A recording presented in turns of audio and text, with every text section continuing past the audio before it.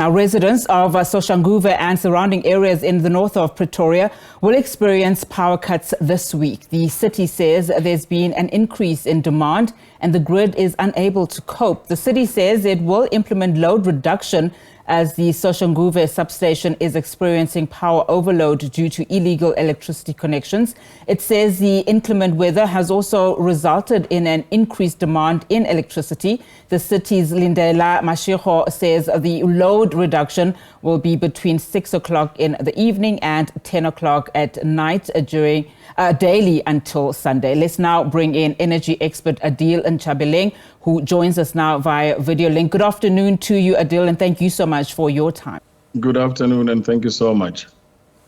All right, Adil, so let's talk about what we're currently seeing. I mean, this is not the first time, of course, we've heard of load reduction. We also saw that happening in Johannesburg with the city power saying, well, having implemented load reduction in some areas. What then can you tell us about these load reductions, and are they any different from load shedding? Thank you so much, Unati. Let me, before I start, just say Eid Mubarak and happy Eid to all the Muslims celebrating in South Africa and around the world, and to the people of Palestine, we are with you.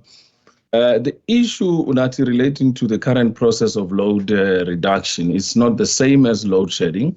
Load reduction is when, mini stations as well as transformers are experiencing a huge load demand, which means, the grid within the substation on the distribution side of it is not coping, and transformers are failing, which means they are either, failing in terms of breaking down, bending up and everything, and tripping at the same time.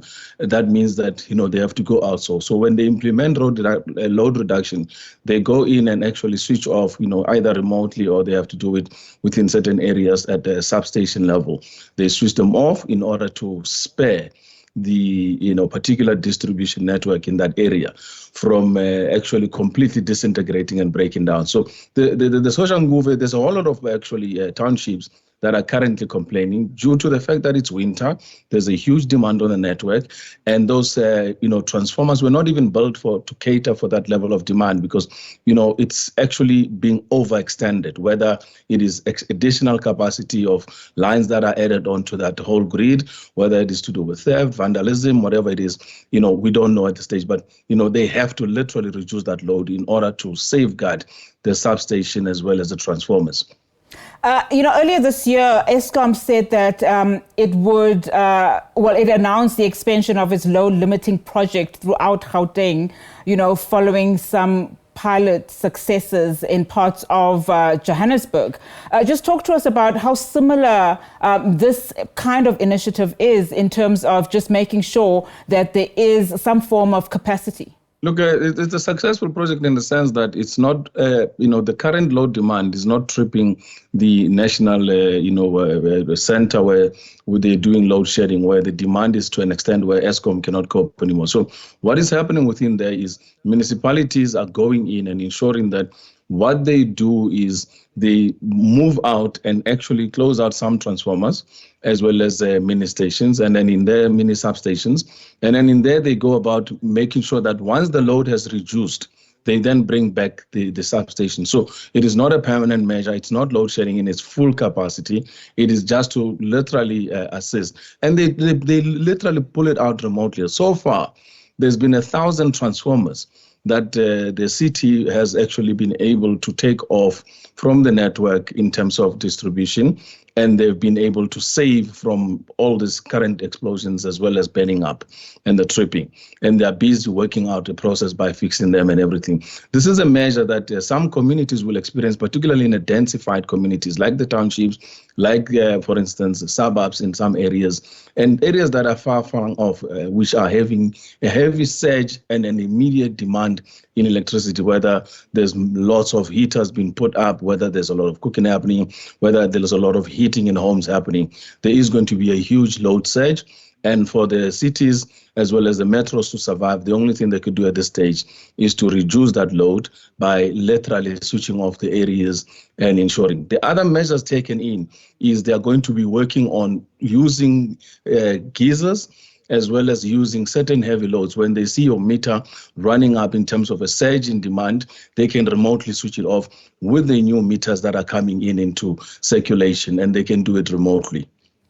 Just talk to us a little bit before I let you go, Adil, about the role of, power entities like City Power and, of course, other municipalities who actually do the distribution of, electricity to residences as well as businesses. I mean, to what extent does the lack of maintenance also at play here when we speak of load reduction as an example, and, of course, to some extent, load shedding?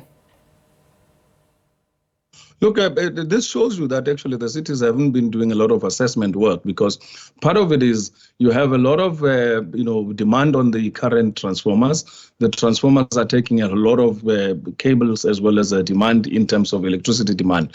And the fact that there hasn't been any upgrade as well as maintenance, as well as management of some of the substations and the transformers available, you experience this problem where they either start burning up, they fail, or they just completely trip, and go off. And then what the cities have to do is to do emergency maintenance and then emergency fixing of these transformers that are currently off. So in this case, they're saving people in just giving them a partial load reduction.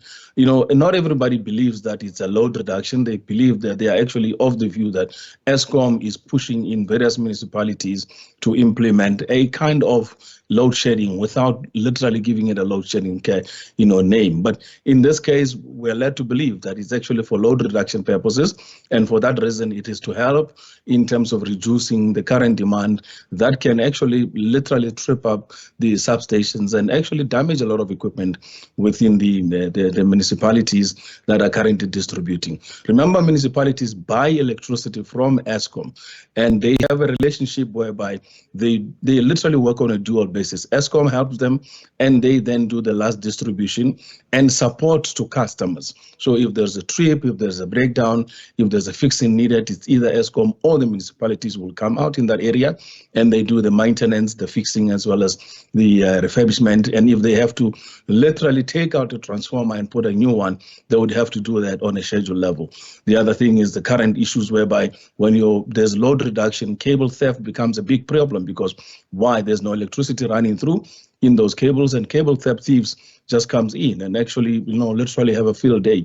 They steal the cables and they do whatever they feel, and communities are left for days after that without electricity due to the secondary problem that arises out of load reduction related issues. But in this case, I think municipalities should do a better job in just communicating to customers to say, reduce your load. Those that are currently controlled on meters, they must just literally cap the meter, demand, where you can reduce the meter load, and then it will send you a signal in the house to make sure that you remove certain appliances off your particular, DB box, and you're able to still enjoy electricity in that sense. So there are measures that can be done. And I think at this stage, Eskom, since it's in a new phase of its management and its transformation, they should look at ways where they can speed up this process of doing almost remote maintenance and management of loads in homes and everything, and make sure that they start encouraging customers and actually educating them how to use electricity efficiently.